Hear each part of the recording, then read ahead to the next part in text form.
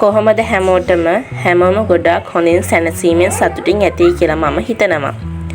ඔයාලා හැමෝම ආදරෙන් පිළිගන්නවා Life with සඳරේනු මගේ YouTube channel එකට.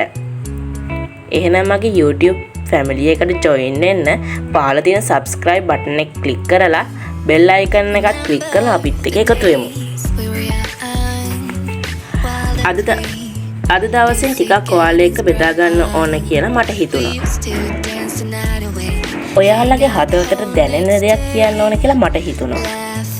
මම දන්න ගොඩාක් අයට තම පෞල් ජීවිතේ නොයෙකුත් ප්‍රශ්න නිසා තැවෙනවා. ඒක නිසායි මට මේ දේ කියන්න ඕන කියලා හිතුනේ. පෞල් ජීවිතේ ප්‍රශ්න වැඩි නම් අපේ ධර්මයට අනුව අපි වන්දනාමාන කරන්න ඕන උත්තමාවියක් තමයි යශෝදරා මහරහත් තෙරණින් වහන්සේ කියන්නේ. හරිම ශ්‍රද්ධාවෙන් වන්දනා කරන්න ඕන. මම දන්න ලස්සන ආදර කතාව තියෙන්නේ යශෝදරා දේවියටයි සිදුහත් කුමාරයාටයි. ඉවසීම, දරා ගැනීම, අත්හැරීම මේ හැම තේකම එකතුවක් තමයි යශෝදරා මහරහත් තෙරණින් වහන්සේ කියන්නේ. අහල නැත්තම් අහන්න යශෝදරා දේවියගේ කතාව. ඒක අහනකොට ඒ ඉවසීම, ඒ දරා ගැනීම, ඒ අත්හැරීම ගැන විවාහ ජීවිත ගැන ඇහුවාම අපේ ජීවිතේට ගන්න පුළුවන් දේවල් බොහෝමයි.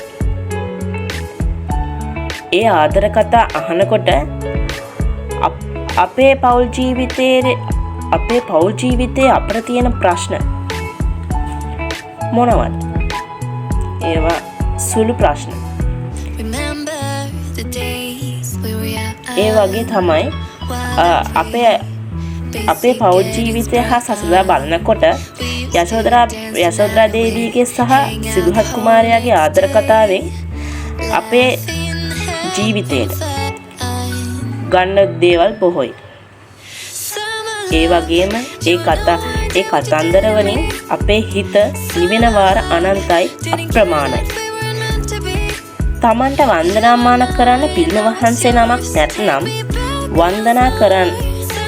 බුදුන් වහන්සේට වන්දනා කරන ස්ථානයේ සුදුසු පරිදි යශෝදරා මහරහත් තෙරණින් වහන්සේටත් පැන් වීදුරුවක් පිළිගන්නන්න. ඔයාලා දන්නවද යශෝදරා මහරහත් තෙරණියට පූජා කරන පැන් වීදුරුව පිරිත් වෙනවලු. ඒ තරම්ම ඒ පිවිතුරුයි.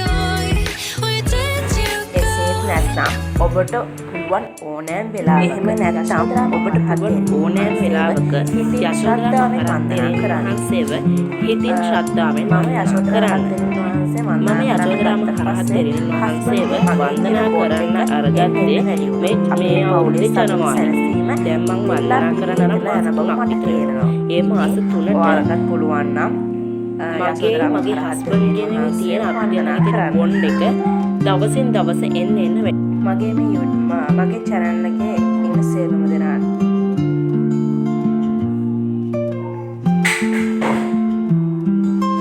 දෙනාට තෙරුවන් සරණයි.